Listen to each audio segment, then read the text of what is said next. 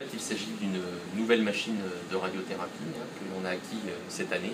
qui va nous permettre de délivrer la radiothérapie avec ce qu'on appelle de la modulation d'intensité, c'est-à-dire qu'on va traiter avec des doses bien conformées la tumeur et préserver au mieux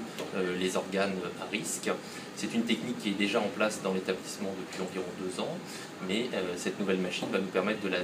délivrer de manière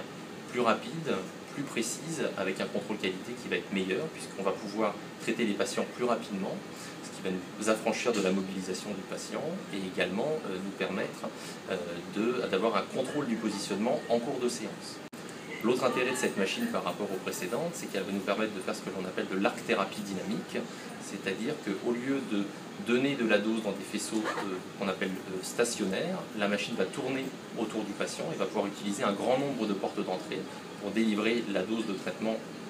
exactement à l'endroit où se trouve la tumeur, en délivrant la dose la plus faible possible dans les tissus sains. Le fait que le traitement soit plus rapide va nous permettre de nous affranchir de la mobilisation du patient. Quelquefois, ils ont des systèmes de contention, mais ils peuvent avoir une certaine mobilité. Donc, par exemple, pour certains patients qui peuvent être douloureux,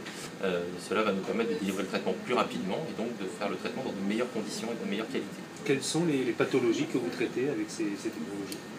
Donc les techniques les localisations que l'on va traiter avec cette machine seront celles qu'on a traitées déjà avec la modulation d'intensité, c'est-à-dire les tumeurs primitives ORL et les tumeurs pelviennes, que sont les tumeurs gynécologiques,